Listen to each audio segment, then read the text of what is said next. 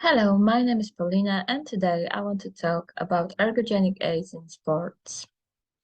As we know, food and diverse diet should be prioritized over supplementation. Food is the major source of energy, macro and micronutrients, as well as antioxidants, fiber, and bioactive compounds, which are nutrients and non-nutrients present in the food matrix that exert additional physiological effect beyond the classical nutritional properties. Ergogenic aid is a method or substance used in order to enhance your sports performance. Supplement is a thing added to another thing in order to complete or enhance it. Registered professional has to go through supplement decision-making process before advising an athlete on any supplement.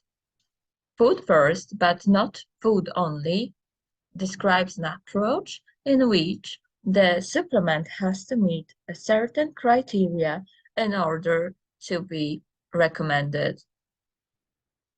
And these criteria include nutrient must be difficult to obtain, present in foods athlete will not eat, or the content of the nutrient is hard to establish in the source, or only the high dose exerts ergogenic effect, or food is contaminated and needs to be replaced by supplement.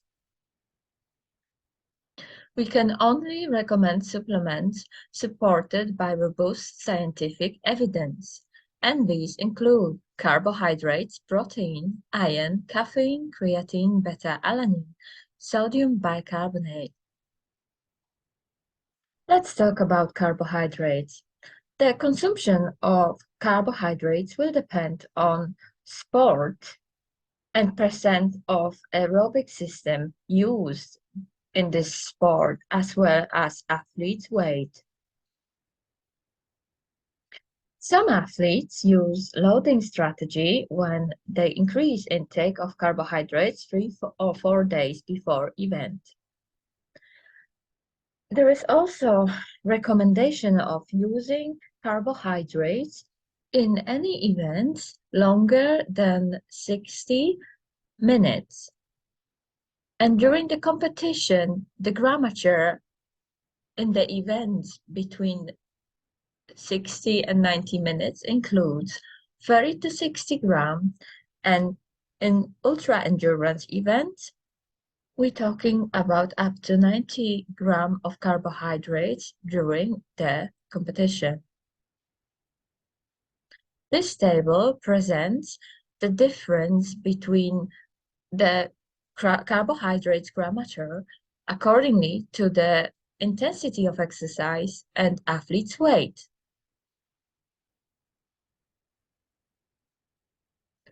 We spoke a lot about protein during the previous meetings, and we know already that the distribution of 20 to 25 grams of protein provided in regular time intervals will support muscle protein synthesis and aid recovery process. Protein added to carbohydrates will optimize glycogen stores, and we also talked about quality and leucine content. Let's talk about iron. Iron not always can be as efficiently absorbed as we wish to, and its bioavailability in fortified foods depends on the compound used. There are several factors that enhance iron absorption, and these include muscle tissue and the presence of vitamin C. But there are also the inhibiting factors, which include phytate, polyphenols, calcium, and some vitamins deficiencies. In case of vitamin A deficiency, the iron absorption might be the same. However, the metabolism of iron will be affected, and therefore your body, even if absorbs the iron, won't be able to use it. Creatine is known to enhance lean muscle mass, strength and power, and athletes using loading strategy in which they consume 20 grams of creatine in 4 portions of 5 grams per day for 5 to 7 days. And after this period, they consume just 5 grams of creatine per day. 20 grams of creatine is impossible to be obtained from food. Nitrates are present in green leafy vegetables like spinach, rocket lettuce, or beetroot. They are showing effectiveness in supporting prolonged submaximal and intermittent short-duration efforts. However, they've got limited effect in endurance. Athletes using loading strategy in terms of nitrates. Consuming for more than 3 days the amount between 310 and 560 milligrams per day, followed by acute intake 2 to 3 hours before the event of the same amount. The level of nitrates is hard to establish, as different greens are coming from the different sources and different fertilization methods are used to grow it.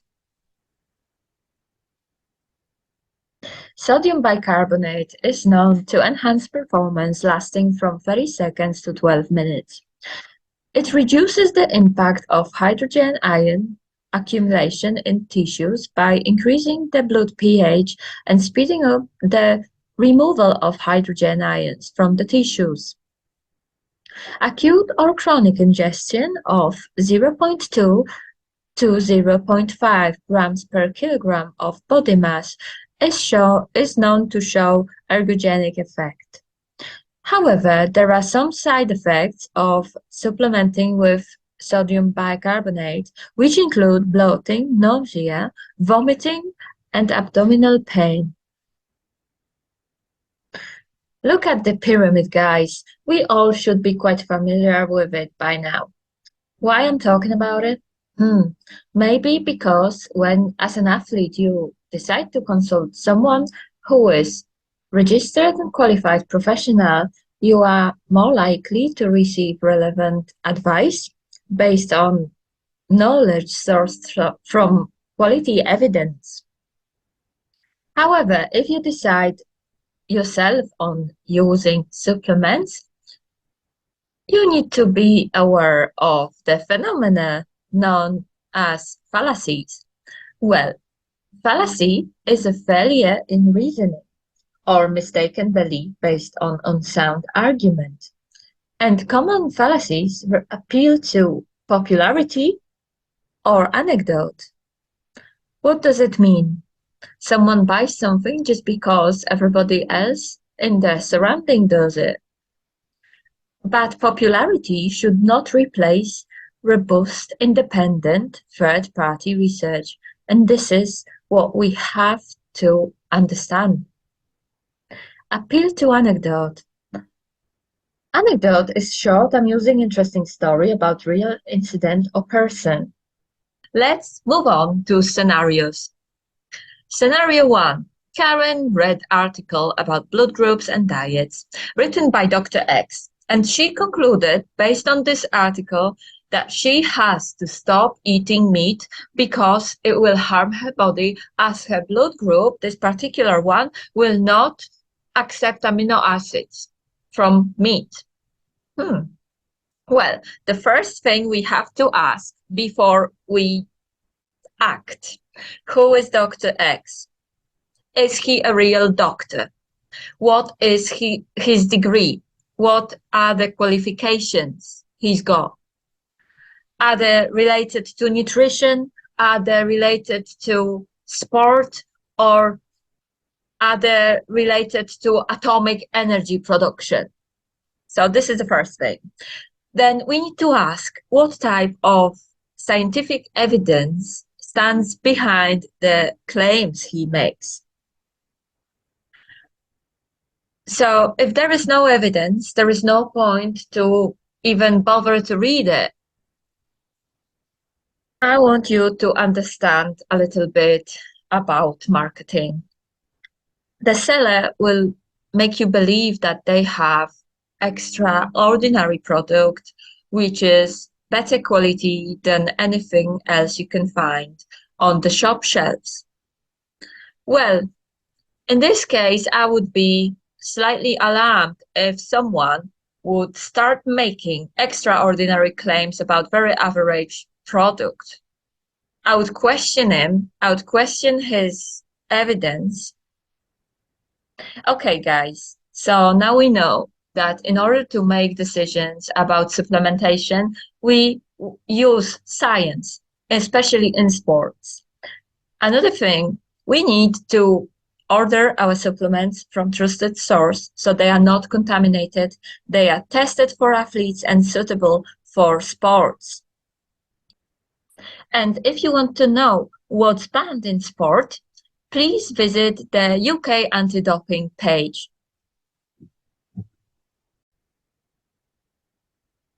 Okay, guys, I hope you enjoyed my presentation. It was a lot of work and a lot of material to cover this time. It's based on just few references, but preparing it took me quite a while.